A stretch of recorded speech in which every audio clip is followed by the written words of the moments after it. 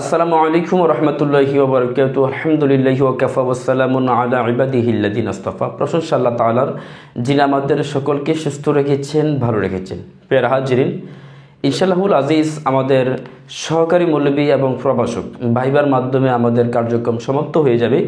তারপর আমাদের 19তম নিবন্ধন আসতেছে। আমি একটা সাধারণ ঘোষণা দিচ্ছি সবার জন্য।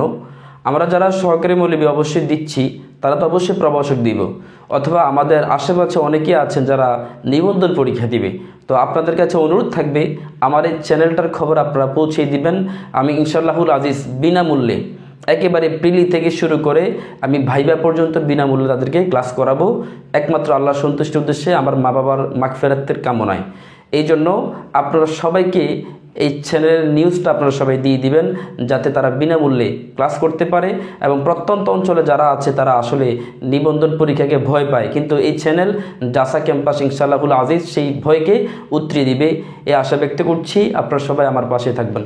আসেন আমরা আমাদের রিয়েল ভাইবা মূল আলোচনায় চলে যাই। আমরা 60টা প্রশ্ন হয়তো শেষ করেছিলাম, আজকে আমরা 61 নম্বর প্রশ্ন থেকে আলোচনা করব। দেখুন,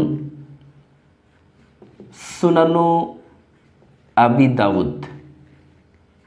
এখন আমাদের পরীক্ষার মধ্যে যখন জিজ্ঞাসা করে যে সিয়াসি তার নাম বলো, তখন আমরা কিন্তু শুদ্ধভাবে বলতে হবে। প্রিয় হাজিরিন, শুদ্ধভাবে বলা ট্রাই করবেন।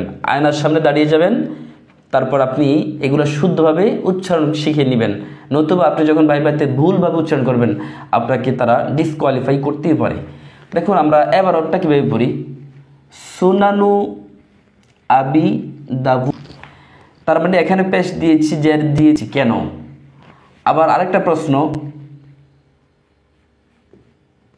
সুনানু ইবনে হবে না ইবনু হবে? মাজা। এই আলোচনাটা খুব গুরুত্বপূর্ণ, এগুলো আমাদের জানতে হবে। দেখুন, সুনানু আবি, আবির সুনান, তার মানে আবির সুনান এর সম্পর্ক আছে, তার মানে মুজাফ মুজাফিলের সম্পর্ক। যেহেতু মুজাফ মুজাফিলের সম্পর্ক, শুরুতে কোনো আমেল নাই, মানে জবজ্জার পেশ দেওয়ার কোনো আমেল নাই। আপনারা 100টি আমেল মুখস্থ করে নেবেন, খুব গুরুত্বপূর্ণ। এগুলো অবশ্যই ভাইভাতে জিজ্ঞাসা করে 100 আমল থেকে। আমার সময় হলে আমি আমেল নিয়ে ক্লাস দিব ইনশাআল্লাহুল আজিজ। তার মানে এখানে যেহেতু শুরুতে কোনো আমেল নাই, তার মানে সরাসরি কী হবে? রফা হবে, পেশ হবে, সুনানু। আর মুজাফ কি হয়েছে? পেশ হয়েছে। এখন আবি তো হচ্ছে যে আবার কি? মুজাফি ইলাই। মানে আবি যেহেতু মুজাফি ইলাই, এই জন্য কি হয়েছে? জের হয়েছে। এখানে আবার কথা, আবি দাউদ, দাউদের পিতা, তার মানে এটাও তো মুজাফ মুজাফিলের সম্পর্ক, তার মানে এটা মুজাফ ইলাই হয় মুজাফ। সুনানু আবি দাউদ যেহেতু মুজাফি ইলাই হয়েছে, এই জন্য মুজাফি ইলাইয়ের এরাব গ্রহণ করবে, জের গ্রহণ করবে। কিন্তু তার কি আপনি কি বলবেন? সুনানু মুজাফ আবি মুজাফ ইলাই হয় মুজাফ, দাউদ মুজাফ ইলাই। তার মানে দুনো মুজাফ এবং মুজাফি ইলাই মিলে কি? মুবতাদা। অথবা সামনে হাজা দিবেন, হাজা সুনানু আবি দাউদ, তখন হাজা মুবতাদা, আর উবে মুজাফ মুজাফি ইলাই মিলে হচ্ছে খবর, মুবতাদা খবর মিলে জুমলা ইসমিয়া। তো এরকমভাবে এটাও সুনানু ইবনু হবে না, ইবনি হবে। তো এরকমভাবে এটাও যে সুনানু ইবনে হবে, যেহেতু এটা মুজাফ, এটা মুজাফিলে হয় মুজাফ, এই জন্য জের হবে, সুনানু ইবনি মাজা। আলহামদুলিল্লাহ, আমরা এটা শিখে ফেললাম। যদি আপনাকে জিজ্ঞাসা করি ইবনেতে কেন জের হয়েছে, আবির মধ্যে কেন জের হয়েছে, যেটা মুজাফিলে হয়ে মুজাফ হয়েছে, এই জন্য। আলহামদুলিল্লাহ, 61 নম্বর প্রশ্ন শেষ। এবার 62 নম্বর। আমি এই প্রশ্নটা কিন্তু প্যারা হাজির খুব গুরুত্বপূর্ণ। আমি সহকারী মৌলবী, আমি সহকারী মৌলবী ভাইবা দিতে এসেছি।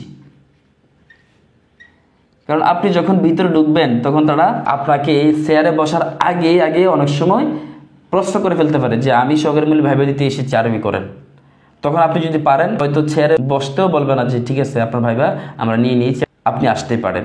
তো এই জন্য এটা শিখে নেবেন, আমি সহকারী মৌলবী ভাইবা দিতে এসেছি। দেখুন, জি ইতু, আমি এসেছি, লিমুসা রকাতিন, লি মুশারাকাতিন ভাইবার জন্য। কিসের ভাইবা? আল ইমতিহান, আল ইমতিহানিস সাফা ভি, মৌখিক পরীক্ষা অংশগ্রহণের জন্য এসেছি। আলহামদুলিল্লাহ। তো কিসের মৌখিক? লি মুসা ইদাতিন মৌলভিয়াতিন।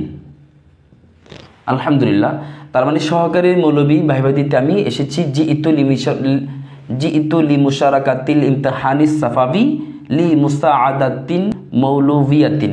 আলহামদুলিল্লাহ, আমি সহকারী মৌলবী ভাইবা দিতে এসেছি। এইভাবে আপনারা আনসারগুলো করে দিবেন। এবার আসুন 63 নম্বর প্রশ্ন। শায়রুর রাসূল সাল্লাল্লাহু আলাইহি ওয়াসাল্লাম, যে নবী পাক সাল্লাল্লাহু আলাইহি সাল্লামের কবি কে ছিল? এটা আপনারা সবাই জানেন, তারপরও একটু রিমাইন্ডার ক্লাস আর কি। হাসান বিন সাবেত রাদিয়াল্লাহু তাআলা আনহু আমার নবীর কবি ছিল। 64 নম্বর প্রশ্ন। শায়রুশ শুআরাই, কবিদের কবি অথবা কবি সম্রাট কাকে বলা হয়? আমরা জানি কবি সম্রাট বলা হয় আহমদ শৌকিকে। 65 নম্বর প্রশ্ন। শায়রুশ শুআরাইল জাহিলিয়াতি, জাহিলি যুগের কবিদের সম্রাট বলা হয় ইমরুল কায়েসকে।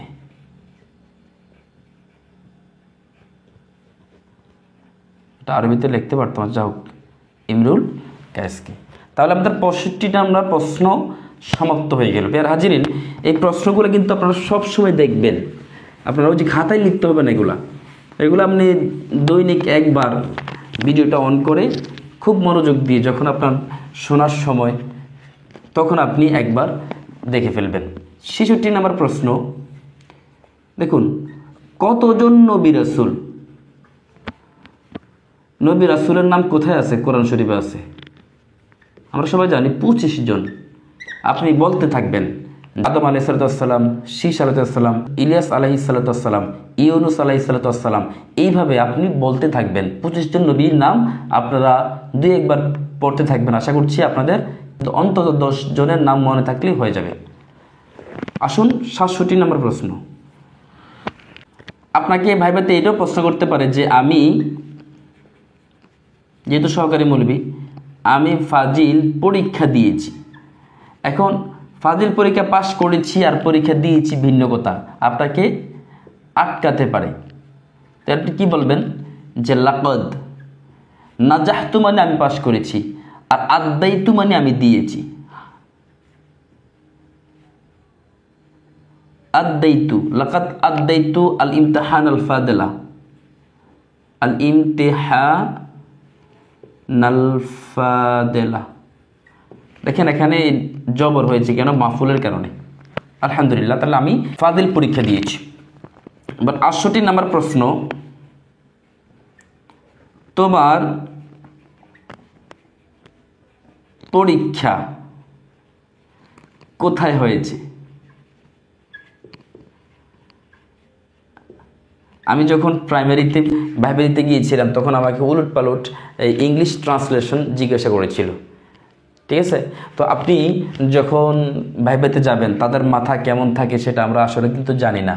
আপনাকে প্রশ্ন করে দিতেই পারে তোমার পরীক্ষা কোথায় হয়েছে, বিভ্রান্তির মধ্যে পালানোর জন্য।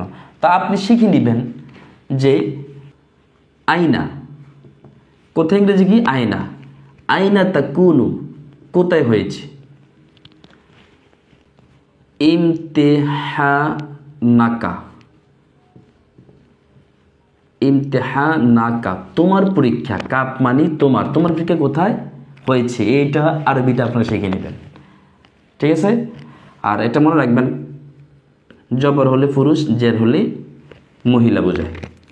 তো আসুন 69 নাম্বার।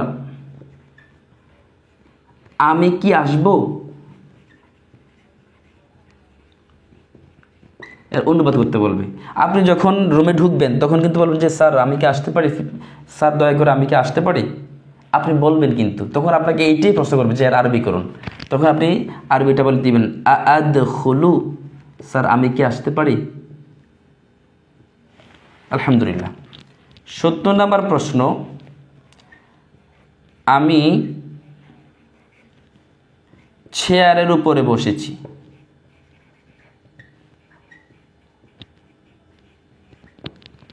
বসেছি, তাহলে আপনি তো অবশ্যই চেয়ারের উপরে বসবেন গিয়ে।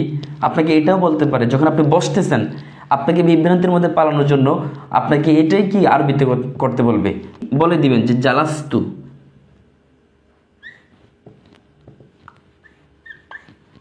আলাল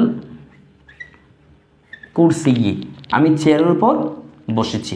আলহামদুলিল্লাহ, তাহলে আমি চেয়ারের উপর বসেছি অথবা বসেছিলাম। আলহামদুলিল্লাহ, কারণ আমাদের 70টা হয়ে গেল। এইভাবে আমরা যতটা সম্ভব হয় ভাইবার আগ পর্যন্ত আমরা প্র্যাকটিস করতেই থাকবো। এবার আসুন 71 নম্বর প্রশ্ন, মু'রাব কাকে বলে? আসলে সময় হয় না, না হলে দ্বিতীয় পত্রের যে প্রশ্নগুলো সেগুলো বিস্তারিত আমি আরবিক সংজ্ঞা আপনাদেরকে দিতাম। তারপর আপনারা একটা আরবি সংজ্ঞা নিয়ে নেন। হুয়া কুল্লু ইসমিন, মু'রাব এমন প্রত্যেক ইসিমকে বলে রুকিবা, যা সম্পর্ক রাখে মা গায়রিহি, যা অন্যান্য সব কিছুর সাথে সম্পর্ক রাখে, ওয়ালা ইয়াশবাহু, কিন্তু সাদৃশ্য রাখে না, ওয়ালা ইয়াশবাহু, সাদৃশ্য রাখে না, মাবনিয়াল আসল, তো মাবনিয়াল আসল সাথে সাদৃশ্য রাখে না। তো আনা, মাবনিয়াল আসলগুলো কি কি? আল হুরুফ, সমস্ত মাবনি, অর্থাৎ মাবনি হবে যেখানে কোনো এরাব গ্রহণ করা হবে না, যেখানে কোনো এরাব কবুল হয় না, সমস্ত হরফ। তারপর আমরা হাজার, মারুফ, মাজি, ফেলে মাজি শিখেগুলো। আলহামদুলিল্লাহ, তার মু'রাব কাকে বলে আমরা সংজ্ঞাটা শিখে নিলাম। এবার আসুন আমাদের 72 নম্বর প্রশ্ন, যে আপনাকে প্রশ্ন করতে পারে যে ফাজিলের কি কি বিষয় আছে, কি কি বিষয়। ধৈর্য ধরে সবাই আসলে দেখবেন, যদিও আমি এটি লিখছি, আসলে লিখে দরকার। এভাবে আপনি যদি মনোযোগ দেন, তার মানে আমার লিখাটাও দেখেন, আনসারটাও দেখেন, তার মানে আপনার মনে থাকবে। ঠিক আছে, এই জন্য টেনে টেনে চলে যাবেন না, আপনারা খুব মনোযোগ দিয়ে একটু সময় নিয়ে ভিডিওটা দেখবেন।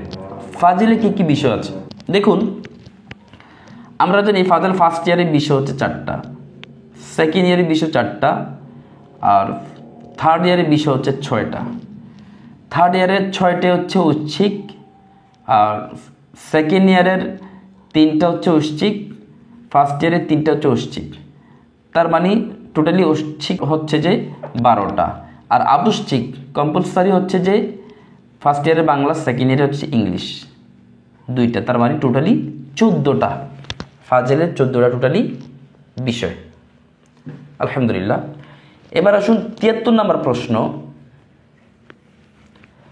আফআলে নাকিসা।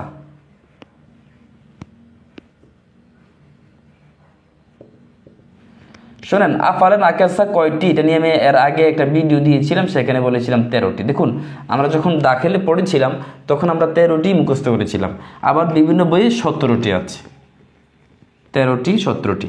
যাও, তার কানা, সরাস, বামসা, এই আফআলে নাকিসার সম্পর্কে আপনাকে বিভিন্নভাবে প্রশ্ন করতে পারে। এটা খুব গুরুত্বপূর্ণ ভাইবার জন্য।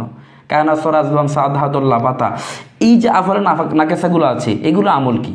এগুলা মুফতাদাকে রফা দেয়, খবরকে নসব দেয়। এখানে আপনাকে প্রশ্ন করতে পারে যে আফআলে নাকিসা কয়টি এবং এর আমল কি, উদাহরণসহ বলেন।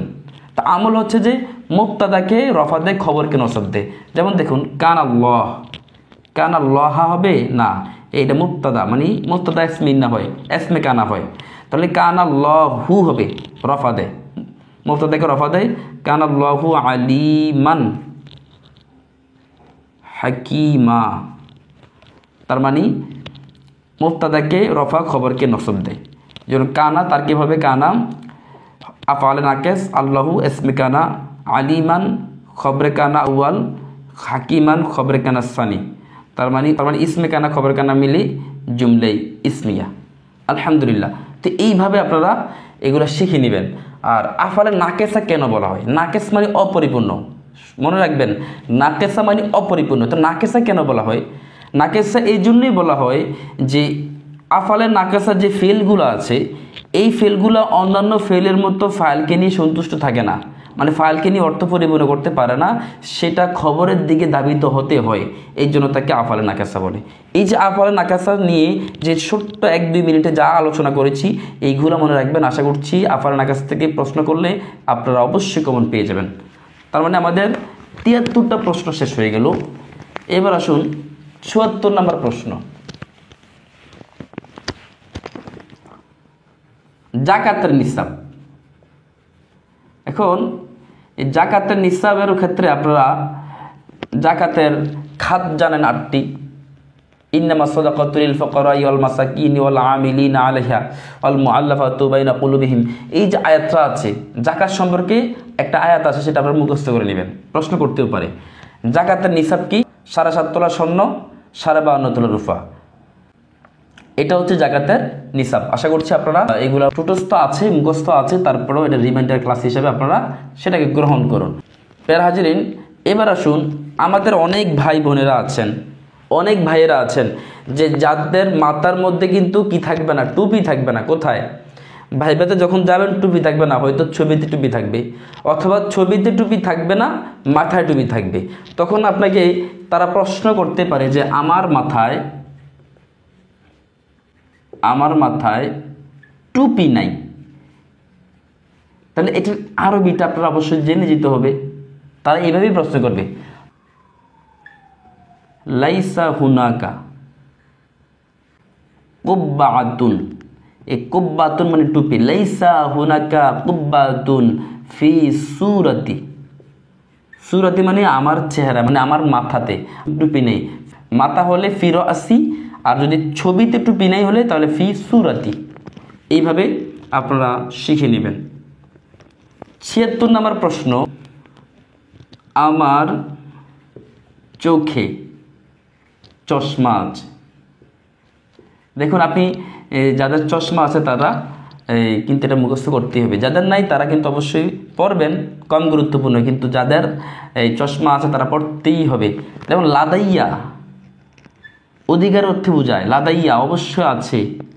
নাজারাতুন, নাজারাতুন মানে হচ্ছে চশমা। লাদাইয়া নাজারাতুন, আমার চশমা আছে। এখন চোখের শব্দটার জন্য ফি আইনাইনি, আমার 2 চোখের মধ্যে দেই নাই কেন? দেখেন চশমাটা কোথায় ব্যবহৃত হয়? চোখে। এই জন্য এটা রিডান্ডেন্সি, ইংরেজিতে এটাকে রিডান্ডেন্সি বলা হয়। 2 বার আনার প্রয়োজন নেই। লাদাইয়া নাজারাতুন, আমার চোখে চশমা আছে। আলহামদুলিল্লাহ। এবার 77 নম্বর প্রশ্ন, তায়াম্মুম নিয়ে। তায়াম্মুম কখন করতে হয়? আপনি যখন মুসাফির অবস্থায় কোথাও যান, কিন্তু আপনি মুসাফির অবস্থায় গিয়েছেন কিন্তু সেখানে পানি পাচ্ছেন না, আপনি তায়াম্মুম করবেন। অথবা আপনি অসুস্থতার মধ্যে আছেন, তখন আপনি তায়াম্মুম করবেন। প্রিয় হাজিরিন, মোট কথা হলো যদি ওযু করার জন্য পানি না পাওয়া যায় তখন তায়াম্মুম করতে হয়। আর আমরা জানি তায়াম্মুমের ফরজ হচ্ছে যে 3টা। প্রথম হচ্ছে যে নিয়ত করা কিন্তু তায়াম্মুমের জন্য ফরজ। তারপর হচ্ছে যে আপনি পবিত্র মাটি নেবেন, হাতে লাগিয়ে এভাবে ঝাড়া দিবেন। ঝাড়া দেওয়ার পর প্রথমে আপনি মুখমণ্ডল, তারপরে হাত, এভাবে মাসে করে ফেলবেন। আশা করছি এই 3টা হচ্ছে তায়াম্মুমের ফরজ। আপনারা তায়াম্মুম সম্পর্কে আশা করছি পূর্ণ ধারণা পেয়েছেন। এবার আসুন 78 নম্বর প্রশ্ন, এটা খুব গুরুত্বপূর্ণ একটা প্রশ্ন। হাঁটুর উপর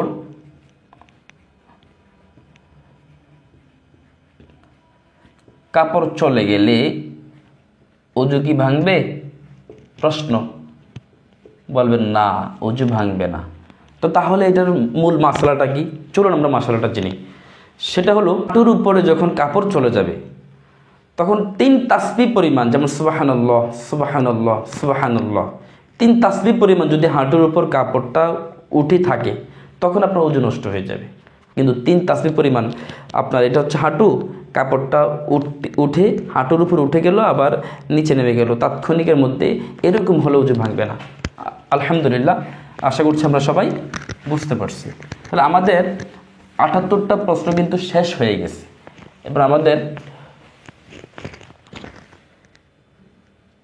79 নম্বর প্রশ্ন হচ্ছে, এটা আপনারা সবাই পারবেন মনে হয়, যেমন কর্ম তেমন ফল। তার আরবিটা কি? কামা তাদিনু তুদান। এইভাবে আমি কিন্তু এই প্রবাদদের একটি ভিডিও দিব ইনশাআল্লাহুল আজিজ, আপনারা সেই ভিডিওটা পেয়ে যাবেন অচিরেই। ভাই বোনরা আপনাকে জিজ্ঞাসা করতে পারে যে শুধু আমাকে সালাম দেন, তখন আপনি বলবেন আসসালামু আলাইকা।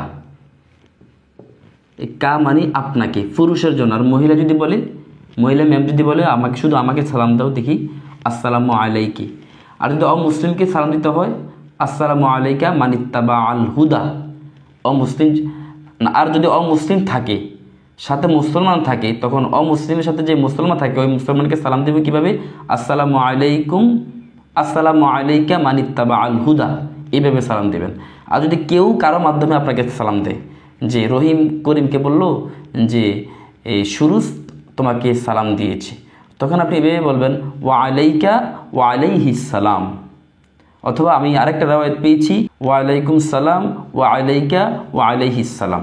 এইভাবে সালামের উত্তর দেওয়ার জন্য বলা হয়েছে। এবার আসুন 81 নম্বর প্রশ্নটা আমি আপনাদের জন্য রেখে দিলাম, আপনারা আনসার করবেন।